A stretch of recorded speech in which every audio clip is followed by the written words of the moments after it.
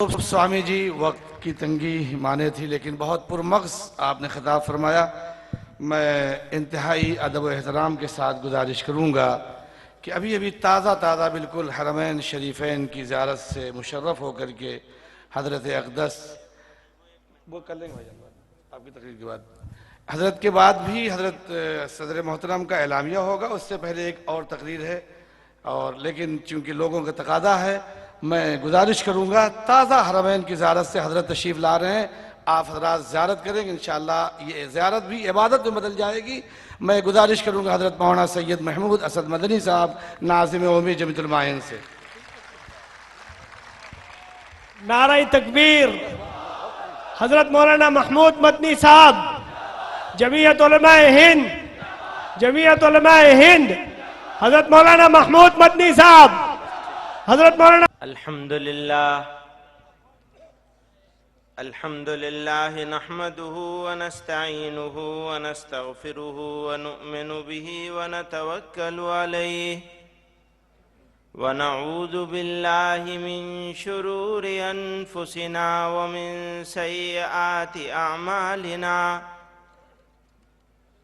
मन यहदिहिल्लाहु फला मुदिल्ल लहु व मन युद्लिल्हु फला हादिय लहु व नशहदु अल्ला इलाहा इल्लल्लाहु वहदहु ला शरीक लहु व नशहदु अन्न सय्यदना व मौलाना मुहम्मदन अब्दुहु व रसूलुहु सल्लल्लाहु तआला अलैहि व अला आलिहि व सहबिहि व बारक व सल्लम। यहाँ स्टेज पर बहुत सारे उलमा मौजूद हैं, मुख्तलिफ मज़ाहिब और मसालिक के ज़िम्मेदारान मौजूद हैं। वक्त चूँकि ख़त्म हो चुका है, इसलिए अगर आप हजरात की इजाज़त हो तो मैं आप हजरात का नाम न लूँ और वक्त को बचा लूँ।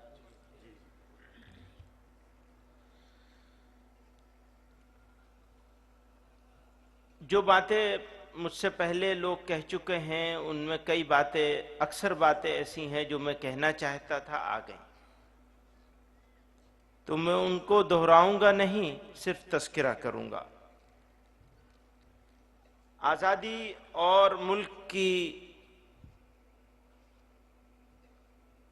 गैर मुल्की तसल्लुत से मुल्क को आज़ाद कराने की जो लंबी तारीख़ है, इतिहास है, उसको अच्छे से बयान किया गया।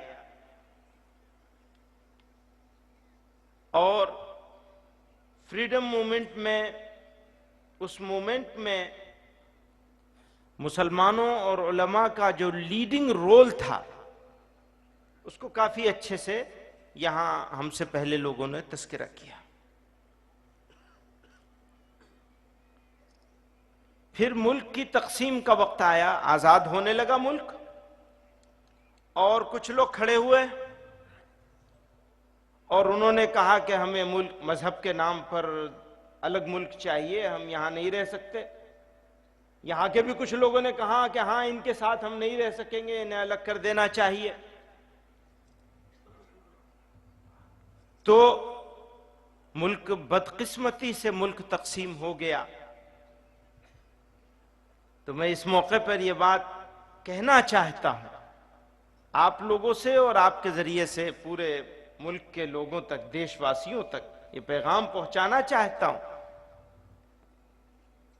कि दूसरे लोग, अभी हिस्सेदारी की बात हो रही थी, दूसरे लोग किसी को नीचा करने के लिए नहीं, लेकिन मैं ये कहता हूं कि दूसरे लोग बाई चांस इंडियन हैं, इंडियन के मुसलमान बाई चॉइस इंडियन हैं।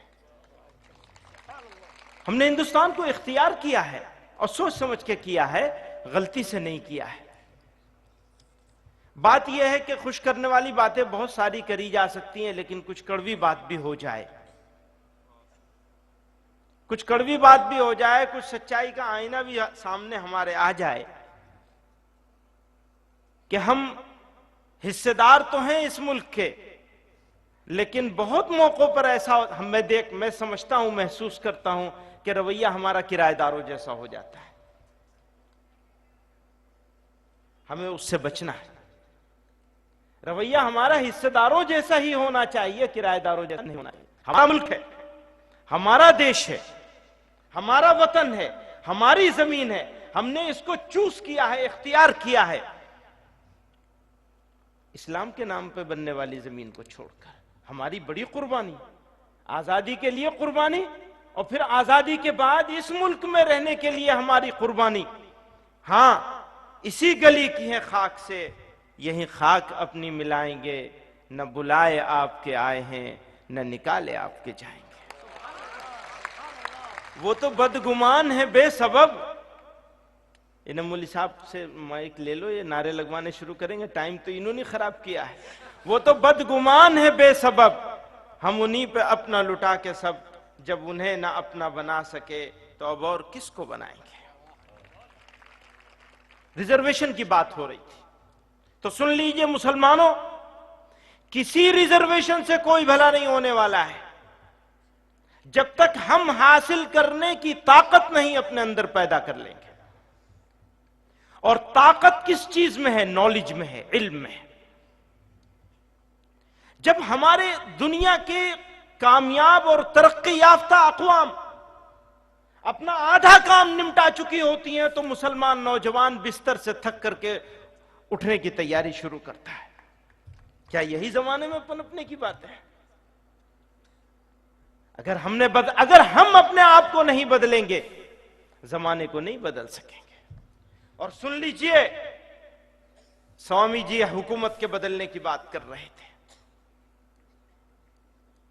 لیکن میں ایک بات آپ سے کہنا چاہتا ہوں، اپنے جوانوں سے کہنا چاہتا ہوں، حکومتوں کے بدلنے سے حالات نہیں بدلیں گے. یاد رکھیے گا، حکومتوں کے بدلنے سے حالات نہیں بدلیں گے. اگر حالات بدلنا ہے تو ہمیں اپنے اعمال اور کردار کو بدلنا ہوگا. اگر ہم بدلیں گے حالات بدل جائیں گے. مجھ سے پہلے کہہ رہے تھے، نفرت کا جواب نفرت سے نہیں دیا جا سکتا. آگ کو آگ سے نہیں بجھایا جا سکتا. نفرت کا جواب محبت ہی سے دیا جا سکتا ہے، آگ کو پانی سے ہی بجھایا جا سکتا ہے. اور جو لوگ نفرت کے جواب میں نفرت کی زبان بولنے کی کوشش کرتے ہیں یا سوچتے ہیں یا خوش ہوتے ہیں، وہ اپنے آپ سے دشمنی کرتے ہیں. میں اس ملک کے مسلمانوں سے کہنا چاہتا ہوں، یہاں پر مسلمان، یہاں پر اسلام، ہماری اس دھرتی پر اسلام اگر آیا ہے تو مسلمان بادشاہوں کے ہاتھ سے نہیں آیا ہے. معافی چاہوں گا، تھوڑا کڑوی بات ہے. اگر اسلام آیا ہے یہاں تو یاد کریے اس کشتی کو، جو کشتی سب سے پہلے اس کنارے پر لگی تھی، مالابار کے ساحل سے ٹکرائی تھی. بزنس کرنے والے لوگ تھے، کاروبار کرنے والے، وہاں سے سامان کپڑے لے کے آئے تھے، یہاں سے مسالے خرید کے لے جانے تھے. کون ایمان لایا تھا؟ اس علاقے کا راجہ ایمان لایا تھا. اس علاقے کا راجہ ایمان لایا تھا، غریب آدمی ایمان نہیں لائے تھے. اور بہت اعتماد کے ساتھ اس بات کو کہنا چاہتا ہوں، ہمارے رول ماڈل اگر کوئی ہو سکتے ہیں اس ملک میں تو اللہ کے وہ اولیاء ہو سکتے ہیں. حضرت خواجہ غریب نواز، خواجہ معین الدین چشتی اجمیری رحمت اللہ علیہ ہو سکتے ہیں. ہمارا رول ماڈل اگر ہو سکتے ہیں تو نظام الدین اولیاء ہو سکتے ہیں، صابر کلیری رحمت اللہ ہو سکتے ہیں، رحمت اللہ علیہ ہو سکتے ہیں. ہمارا رول ماڈل کوئی بادشاہ نہیں ہو سکتا، کوئی وزیر نہیں ہو سکتا، کوئی امیر نہیں ہو سکتا. وہ لوگ ہو سکتے ہیں جو زمین پہ بیٹھا کرتے تھے. وہ ہو سکتے ہیں جنہوں نے کہا میرے بھائی اس دسترخوان پہ کھانا کھائیں گے، اس دسترخوان پہ آج سے گوشت بند کر دیا جائے گا. کون تھے وہ؟ وہ تھے سلطان الاولیاء، وہ تھے حضرت خواجہ معین الدین چشتی اجمیری رحمت اللہ علیہ، جن کو دنیا غریب نواز کے نام سے جانتی. وہ تھے جنہوں نے دسترخوان پہ سے گوشت ہٹا دیا تھا کہ سب لوگ شریک ہو سکے. آج بھی دعوت کھلی ہوئی ہے آپ کے سامنے. رویے کو تبدیل کرنا ہوگا، ہمیں اپنے ایٹیٹیوڈ کو بدلنا ہوگا ہم کو اپنے. میرے بھائیوں بزرگوں، ذکر کر رہے تھے کہ انصاف چاہیے ہم کو، انصاف. یقیناً مسلمانوں کے ساتھ بڑی ناانصافی ہوئی ہے، لیکن میں آپ کے بیچ میں آپ کی طرف سے یہ کہنا چاہتا ہوں کہ ناانصافی اوروں کے ساتھ بھی ہو رہی ہے، اور اس ناانصافی انیائے اتیاچار کے خلاف اگر وہ الگ لڑتے رہیں گے اور ہم الگ لڑتے رہیں گے، ظالم کامیاب ہوتا رہے گا. ظالم کو اگر ناکام کرنا ہے تو آپ کو ظلم کے خلاف لڑنا ہوگا اور سب مظلوموں کو اپنے ساتھ لینا ہوگا، اور پہلے دوسرے کی لڑائی لڑنی ہوگی تب آپ کی لڑائی ہوگی. اگر آپ اپنے لیے لڑائی لڑیں گے آپ خود غرض ہوں گے، سیلفش ہوں گے، اور اگر آپ دوسرے کے لیے لڑائی لڑیں گے آپ سچے پکے مسلمان اور ایمان والے ہوں گے. ایمان والا کسی کو تکلیف میں نہیں دیکھ سکتا. کیا مسلمان ہی کو تکلیف میں دیکھ کر کے ایمان کی پہچان ہوگی؟ نہیں. اگر ایک مسلمان تکلیف میں ہے اور ایک ایسا بھائی تکلیف میں ہے جو مسلمان نہیں ہے، ہماری ذمہ داری یہ ہے کہ ہم دونوں کے لیے اکٹھا لڑیں. یہ نہ ہو کہ ان کے لیے زیادہ لڑیں گے یا پہلے لڑیں گے، ان کے لیے بعد میں لڑیں گے. اور اگر ہم ان کے لیے لڑائی لڑنے کو تیار ہو جائیں، ان غریبوں اور کمزوروں کی مدد کرنے کے لیے تیار ہو جائیں جن کو سال میں مہینوں تک، آج بھی ایسے لوگ ہیں ہمارے اس دیش میں جن کو 2-2 3-3 مہینے پتے کھا کر کے گزارا کرنا پڑتا ہے، ان کا درد تو یہ بیان کر ہی نہیں سکے. ہمارے سوامی جی الجھ گئے سرکار میں، ان کا درد نہیں بیان کر پائے. جو آدیواسی لوگ ہیں اور کیسا انیائے ہو رہا ہے، ان کی مدد تو کیا ہوگی، الٹے ان کی زمینیں چھینی جا رہی ہیں. معاف کریے گا سوامی جی، انوائرمنٹ کے نام پر زمینیں چھینی جا رہی ہیں. اسی انوائرمنٹ کے نام پر ان کی زمینیں ان سے چھینی جا رہی ہیں. کیا ہم آدیواسیوں کے لیے بات نہیں کر سکتے؟ ابھی تک تو کی نہیں ہے. کوئی ایک ریزولوشن آدیواسیوں کے بارے میں نہیں آیا. کیا جمعیت علماء اور مسلمانوں کی کسی جماعت میں بیٹھ کر ہم آدیواسیوں کے لیے کوئی ریزولوشن نہیں لا سکتے؟ یہ سوال ہے میرا اپنی جماعت کے ساتھیوں سے. اگر ہم آدیواسیوں کی بات نہیں کر سکتے تو پھر اپنے لیے بھی بات کرنے کا ہم کو ادھیکار اور حق نہیں ہے.